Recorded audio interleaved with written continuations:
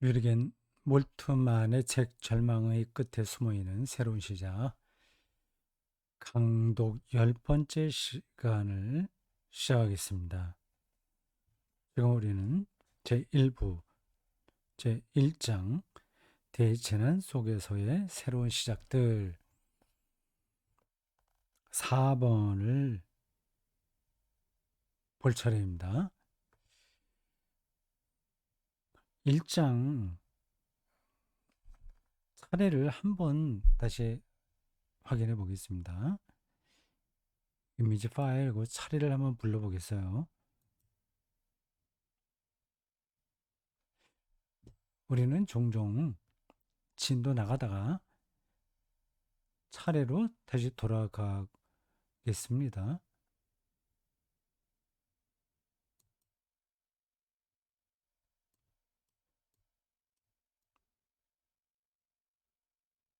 나왔습니다. 제2부 나의 끝 안에 나의 시작이 있다. 1장 대재난 속에서의 새로운 시작들입니다. 부제가 성서적인 대재난의 시작입니다. 대재난, 카타스트로프라고 합니다.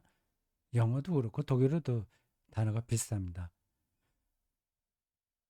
성서에 대재난에 대한 이야기가 종종 나와요. 1번은 몰트만의 개인 경험입니다. 2차 세계대전 때 소년병으로 끌려가서 3년 동안 포로 생활을 했죠. 2번 대홍수와 노아 계약입니다.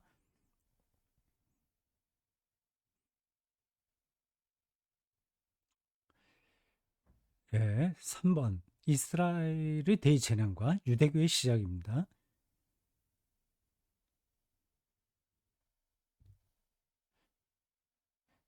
유대교의 이스라엘의 대재난을 세 가지 이 역사적 사건으로 몰두만이 봤습니다. 하나는 바벨론 포로, 두 번째는 뭐예요? 그 기원적 587년에 있었고요. 두 번째는 기원 후 70년 로마에 의한 예루살렘 파멸입니다. 세 번째는 20세기에 그 아우슈비츠 어, 그 떼죽음입니다. 2차 세계대전 때 유럽에서 유대인들이 당한 대재난입니다. 근데 유대인들은 그럴 때마다 완전히 절망하거나 하나님 신앙을 버린 게 아니라 새롭게 시작했습니다. 근데 네 번째, 같은 연장선 속에서 골고다의 대재난과 기독교의 시작이라는 제목으로 몰트만이 설명합니다. 다섯 번째는 현대 세계의 대재난들. 이게 어떤 건지 뭐 감이 잡혀요. 여전히 전쟁하죠. 최근에는 우리에게 기후변화가 현실로 다가오고 있죠. 그 본문에 나오겠지만 21세기인데도 여전히 테러리즘이 계속되죠. 즉 우크라이나에서 벌어지는 전쟁, 러시아가 자칫하면 핵 무기를 사용할지도 모르게 되는데 그때에 다시 3차 세계 대전으로 이게 확산될까요? 아무도 이렇다 저렇다 장담할 수 없습니다. 각각의 대재난 가운데서도 성서적 전통은 새로운 시작을 꿈꿨다고 하는 겁니다. 근데 5번에 현대 세계의 대진화는 뭐 이건 가능한가 과연 새로운 시작이 기후 변화가 닥친다면 그래 핵 전쟁이 일어나게 된다면 어떻게 될 건가 뭐 그런 질문을 하지 않을 수 없습니다. 몰트만은 아마 어떤 상황이라도 성서의 근거에서 살아가는 사람들은 새로운 시작을 포기하지 않는다는 사실을 말하려고 하는 거죠.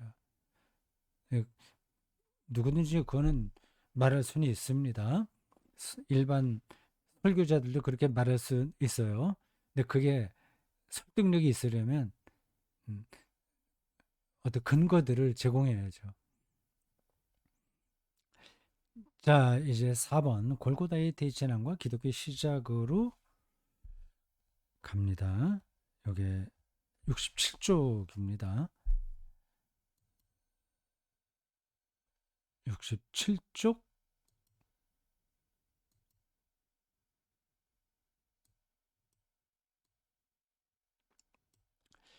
골고다의 대제난과 기독교의 시작, 이런 소제목만 보더라도 우리가 어떤 이야기가 나올지는 이미 앞에서 이스라엘의 대재난과 새로운 시작이라는 단락에서 보았듯이 알 수 있습니다.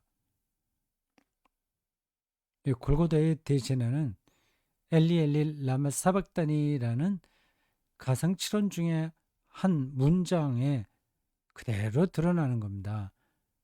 하나님으로부터의 유기예요. 버림받음이에요. 이건 엄청난 그 도전입니다. 선지자들의 그래도 이렇게 노골적으로 이러한 표현이 나오지는 않습니다. 간접적으로 시편 같은 데서도 그 욥기 같은 데서도 볼 수 있긴 있는데, 이 골고다에서 예수께서 토로한 엘리 엘리 라마 사박다니는 특별합니다. 아, 이게 구약이 어디에 나온 걸 인용한 걸까요? 제가 지금 그 부분을 정확하게 말씀드릴 수는 없습니다.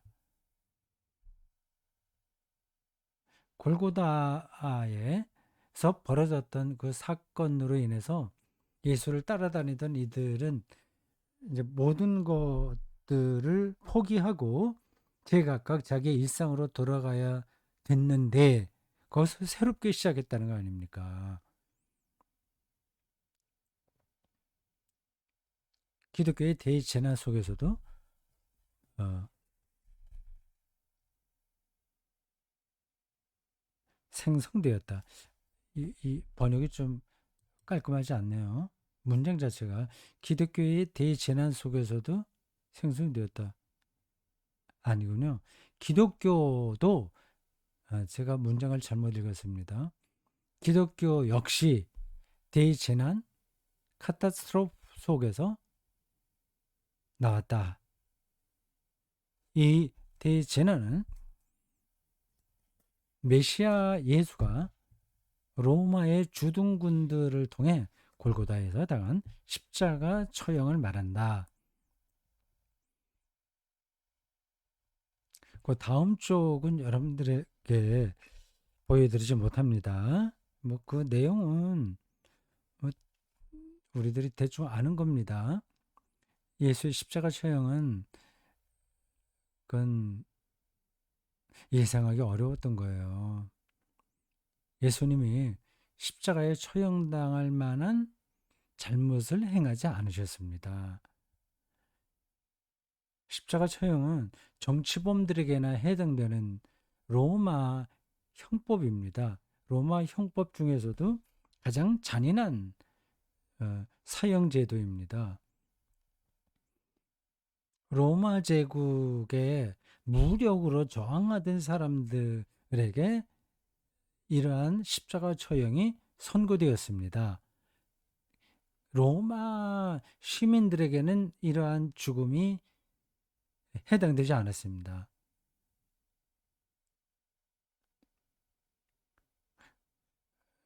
예수님만 십자가에 죽은 건 아닙니다. 그 조금 더 거슬러 올라가면 로마 제국에 저항하던 많은 사람들이 십자가에 죽었습니다. 이거는 그 뭐라 그러죠? 그 본때를 보이는 죽임이에요. 만약에 로마의 존엄에 저항하다가는 이렇게 죽는다고 하는 겁니다. 그 십자가 죽음, 십자가 처형이 어떻게 진행되는지는 제가 여기서 설명하지 않겠습니다. 가장 잔인한 죽음이에요. 그래 빨리 죽지도 않아요. 뭐 건장한 남자들은 한 보름 정도 십자가에 달려 있다고 합니다. 요 손바닥에 못을 박거든요. 그래서 이거 찢어져 갖고 몸무게로 버티는 거죠. 몸무게를 버텨야 되니까 찢어지면서 거기서 피가 나오고요. 진액이 흘러나오면서 이제 정신이 왔다 갔다 하는 기간이 오래 걸립니다. 빨리 죽지 않아요. 그리고 그거는 다 공개합니다. 사람들이 지나가면서 이제 로마의 그 로마 권력을 크게 두려워하는 거죠. 겁을 주는 겁니다. 근데 예수가 정치범은 아니잖아요. 주민들을 선동해서 이제 로마로부터의 해방, 정치적 해방 그런 것들을 추구하지도 않았습니다. 근데 십자가에 처형당했어요. 그 미스터리입니다. 미스터리예요.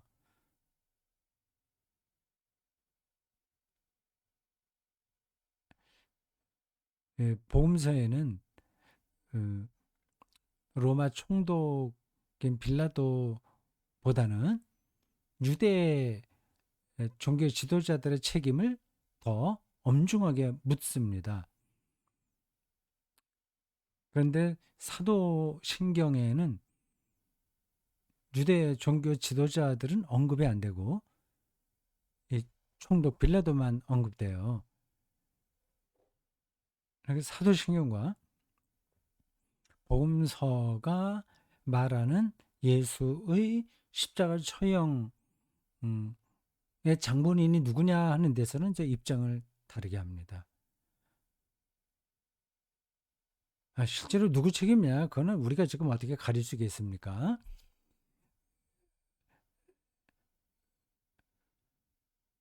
네, 성경에 나온 걸 근거로 해서 판단하기는 조금 어렵습니다. 근데 예수님이 십자가 처형당했다는 사실은 분명한 거예요. 그렇다면 아무리 유대교 종교 집권자들이 그렇게 몰아갔다고 하더라도 책임은 빌라도가 져야 되는 거죠. 그건 정치적인 선고였어요. 총독 말고는 아무도 그렇게 그런 선고를 내릴 수 없습니다. 근데 십자가로 예수님이 이 마지막을 장식했다고 하는 건 참 있을 수 없는 일이 일어난 거예요. 근데 그 대재난입니다. 결과는 그렇게 됐어요. 그 정치적인 욕망이 아주 좋은 뜻이라고 하더라도 그건 아니었으나 예수의 메시지가 로마의 그 로마 체제에 잠재적인 위험이 된다고 로마 총독이 판단했겠죠. 아무 근거도 없이 그 유대 종교 지도자들이 모함한다고 해서 총독이 그렇게 넘어가지 않았을 겁니다. 뭐, 뭐, 뭐 그래도 좀 정치인이라고 한다면 교활한 정치인이라고 한다면 자기 정치적 야욕으로 유대교 그 지도자들과의 관계를 좋게 해야 되니까 예수에게 십자가 처형 선고를 내렸을 수도 있다. 그렇게 볼 수도 있긴 있겠죠. 하여튼 이거는 성경에 나와 있는 이야기만 갖고는 판단하기 힘들어요. 결과만 우리가 아는 겁니다. 예수님이 그냥 종교 재판인 돌에 맞아 죽은 것도 아니고 정치범에게나 해당하는 십자가 처형을 당했다는 것은 그를 따르던 제자들에게 대재난입니다. 그리고 예수 자신에게도 대재난인 거죠. 욥 이야기, 구약의 욥 이야기가 신약에는 예수 이야기하고 여기 좀 닿는 면이 많아요. 뭐 구약의 요셉 이야기, 그 애굽에 가서 1인지하 만인 지상이 올랐다고 하는 그 친구를 어, 이제 예수님의 운명과 연관시키려는 노력들이 초기 그리스도교에도 조금 있고 한데 그건 좀 거리가 있습니다. 이사야서의 고난받는 종 이야기가 훨씬 더 초기 그리스도인들에게 예수님을 설명하는데 좋은 구약 성서 근거가 되었습니다. 네, 대재난이에요.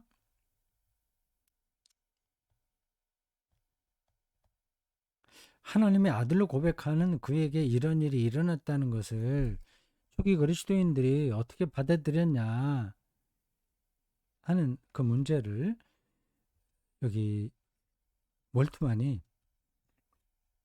69쪽부터 설명합니다. 자, 봅시다. 69쪽으로 갑니다.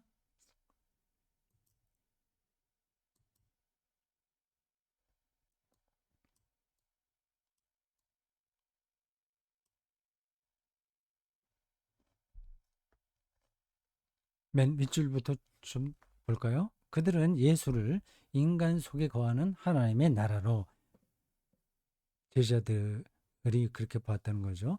이스라엘 백성을 질병으로부터 치유하고 그들의 죄를 사할 뿐만 아니라 로마 제국의 이방 통치자들로부터도 해방할 약속된 메시아로 이해했다. 우리는 그분이야말로 이스라엘을 구원하실 분이라는 것을 알고서 그분에게 소망을 걸고 있었던 것입니다. 라고 부활 후 엠마오로 가던 제자들은 고백하였다.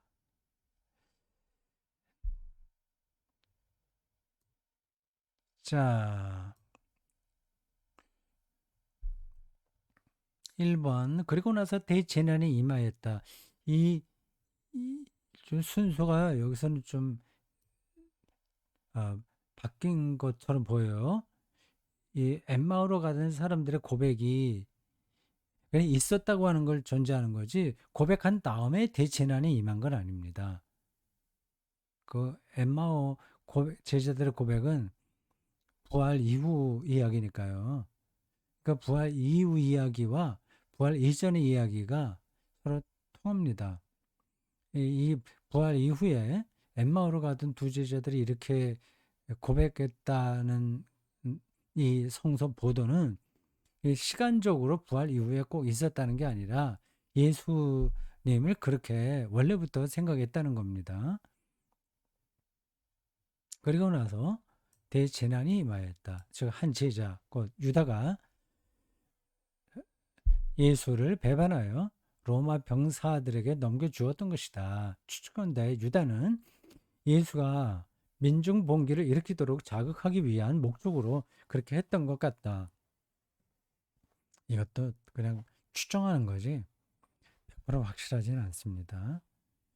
근데 이러한 추정이 근거가 완전히 없는 건 아니에요. 그러나 예수는 아무 저항 없이 자신을 체포하도록 내어준다. 빌라도의 신문에서 그는 자신을 유대인들의 왕으로 고백한다. 그는 자신을 유대인의 왕으로 고백한다. 이것도 약간 뉘앙스의 차이가 있어요. 내가 왕이다 그렇게 얘기하지 않고 간접적으로 말합니다. 마가복음 15장 2절에요. 빌라도가 예수께 물었다.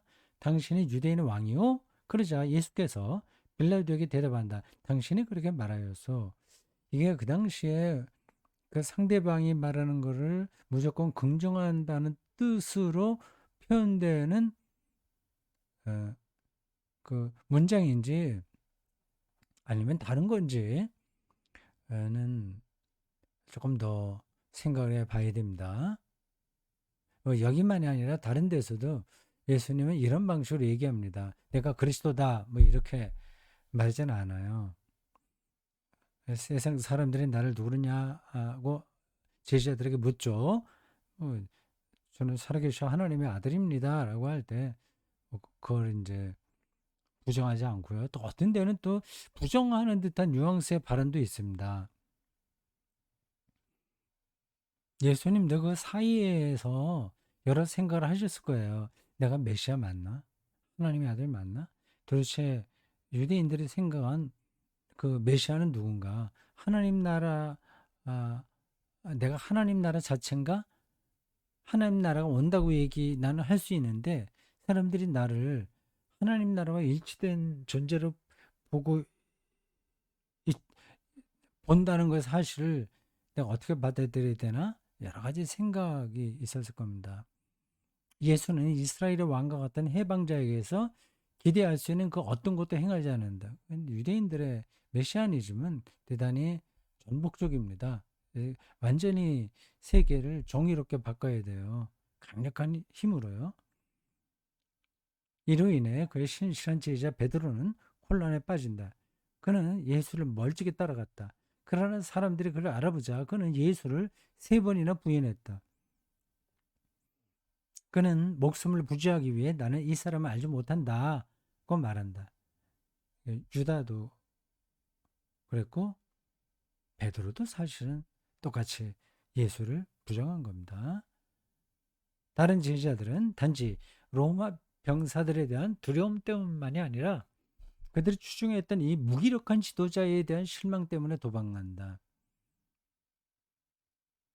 뭔가 죽게 아니면 뭐 까무러치기라도 라고 저항을 했어야 되는데 그 로마는 악한 세력이잖아요. 그런 것 없이 순순히 뭐 도살장에 끌려가는 양처럼 예수가 끌려갔다는 사실 앞에서 다른 제자들도 기운이 쫙 빠지는 겁니다.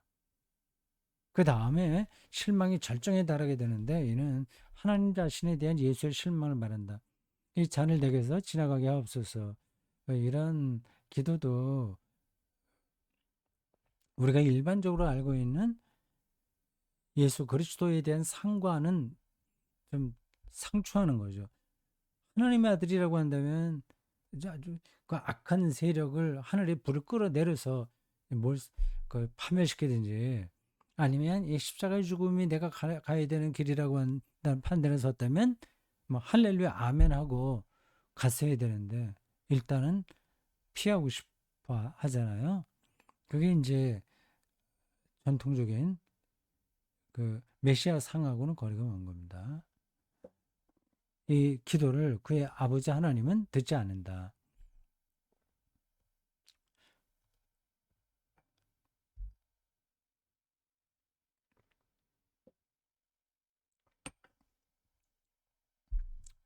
예수는 하나님에 의해 가장 처절하게 버림받은 상황 속에서 로마인들의 십자가 처형으로 죽임을 당한다. 즉 나의 하나님은 어찌하여 나를 버리셨나이까? 라는 말이 예수의 마지막 말이었다. 마가복음이 말하는 예수 십자가 전승입니다. 또 이제 다른 복음서들은 다른 이야기가 더 나와요. 그러나 마가복음이 복음서 중에서 가장 먼저 기록된 거고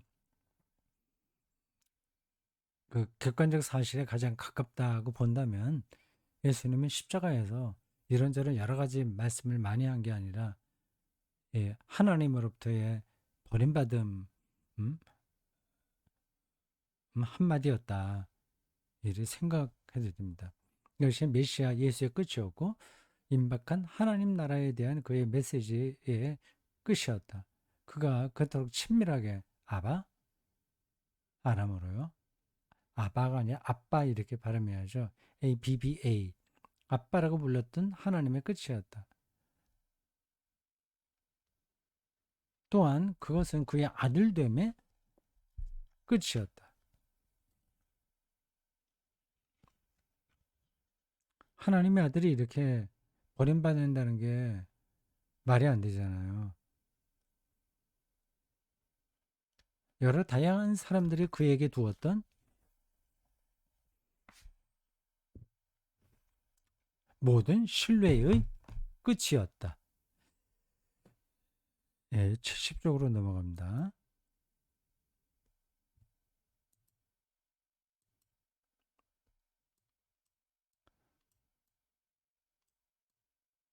신뢰의 끝이었다. 예수와 함께하면 뭔가 큰 걸 이루리라고 생각했던 거거든요. 그래서 어떤 제자들은 그 어머니가 대신 그렇게 말하기도 하는데 하나님 나라가 현실화될 때 한 사람은 오른쪽, 한 사람은 왼쪽 이렇게 앉게 해달라고까지 생각했습니다. 그 유대인들의 그 메시아니즘에 근거한 거죠. 그 승리자여야 되는 거예요. 근데 실패자가 됐잖아요. 하나님으로부터 버림받고 그리고 십자가 그냥 죽는 것도 아니고 십자가에서 가장 잔인한 방식으로 죽임당합니다. 모든 것이 끝이었다. 대재난이죠. 모든 개인들에게 죽음은 대재난입니다. 아무도 피할 수가 없어요. 뭐 잘난 사람이나 못난 사람이나 예외가 없습니다. 2번. 그렇지만 예수의 끝은 그의 진정한 시작이었다. 시작이 되었다. 그의 공공연한 죽음 이후에 신실한 여인들은 먼저 그의 무덤에서 부활한 예수를 만났고 그리고 나서 도망갔던 제자들은 갈릴리에서 새로운 출발을 시작하는 부활 현현을 경험한다. 독일어가 달려 있거든요. 오스터. 이게 부활절이라는 겁니다. 오스터. 에어샤이능엔 현현 나타남입니다. 저런 것도 저런 표현도 좀 이해하기가 간단한 게 아닙니다. 그러니까 예수가 그냥 죽어 살아났다 하는 거 아닙니까? 근데 죽기 이전의 상태로 복귀한 건 아니에요. 그 미래의 생명으로 미리 가버린 겁니다. 다시 여기서 부활에 대한 이야기를 길게 끌고 갈 수가 없어요. 뭐 한두 마디로 이제 끝나는 게 아니니까요. 그리고 이거는 죽을 때까지 계속 우리가 거룩한 화두를 붙들어야 될 기독교 가르침입니다.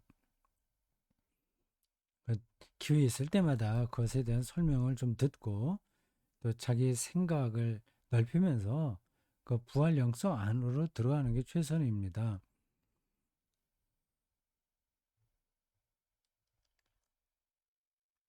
부활, 부활절 현현이에요. 근데 그 조금 도움이 될까 싶어서 이런 말씀을 드립니다. 예수님이 부활하셨잖아요. 어, 어쨌든 음, 종말론 중에 하나님의 생명으로 변화되어 건데 어쨌든지 간에 제자들이 부활의 현현을 목격했단 말입니다. 그럼 계속 거기 남아 계시면 오죽이나 좋겠어요. 그러면 제자들의 신앙도 빨리 더 자리를 잡고 뭔가 확 눈에 보이는 일들이 일어날 수 있는 거 아니겠습니까? 그런데 그가 언제부턴가 제자들에게 경험이 안 되는 거예요. 일시적으로 그들에게 부활한 자로 경험됐을 뿐입니다. 경험되지 않은 그 시점을 이제 승천이라고 이야기를 하는 거죠. 근데 승천이 뭐 손오공이 구름 타고 올라가는 것과 같은 건 아니거든요. 그러니까 여전히 이거는 생명을 어떻게 이해하느냐가 중요한 겁니다. 자, 어쨌든 뭐 그런 정도로 하고요. 그들이 증언하듯이 죽임당한 그리스도는 그들에게 영원히 살아있는 자로 오시는 하나님의 영광의 빛난 광채 속에 나타났다. 이러한 나타남.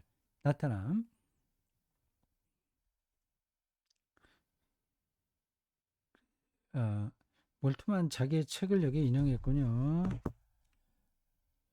Auferstehung, 부활, Grund, 부활의 근거, Kraft und Zwei unserer Hoffnung, 능력과 목표, 우리 신앙의 예, 우리 믿음의 아니 희망의 능력과 목표 등등 부활에 대한 이 사람의 책인가 아티클인 것 같죠? 책인가? 예. 이러한 나타남을 가리켜 헬라어 단어는 그가 그들에게 나타났다. 그는 자신을 보게 했다. 그는 그들에게 계시되었다를 의미한다. 여러 가지요. 나타나고 보게 하고 계시된 것. 그러나 제자들은 예수를 잘 알아보지 못했다. 그래서 예수는 먼저 자신이 받은 몸의 상처들과 그의 음성을 통해 그리고 제자들과 아, 빵을 나눔으로써 자신의 정체성을 드러내야만 했다. 제자들이 예수를 알아보자 예수는 그들의 눈앞에서 갑자기 사라졌다. 십자가에 달려 죽은 예수의 이러한 터무니없는 나타남은 이건 우리가 일상에서 확인할 수 없는 거라서 저게 터무니없다고 얘기하는 거예요. 그것은 제자들 사이에 불신앙적인 놀라움을 유발했고 이거 믿어 말어 믿을 수 있나 없나 그들 가운데 나타난 예수는 믿음을 가지고서 권고하여 했다. 그리스도의 이러한 나타남으로부터 강한 영적인 작용들과 새로운 생명력이 생겨나게 되었는데 이를 통해 제자들은 변화되었다.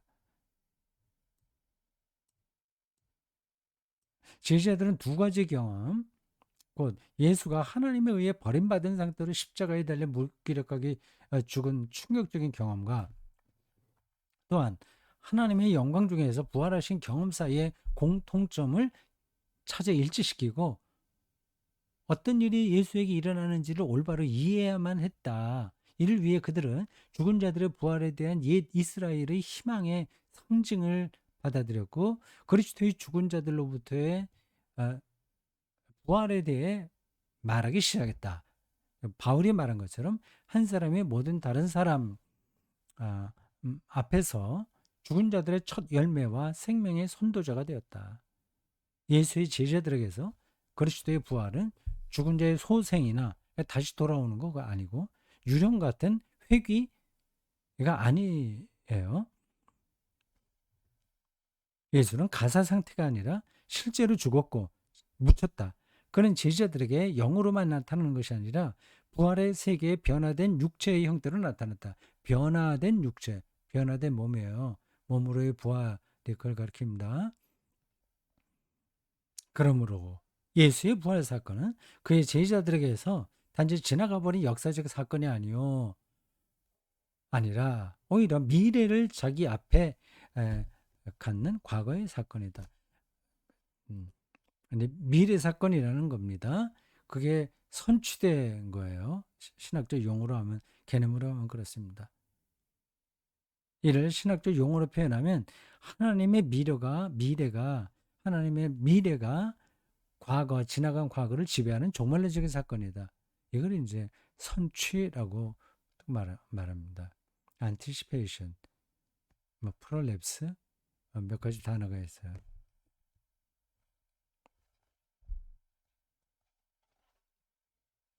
자, 오늘 여기까지 하겠습니다.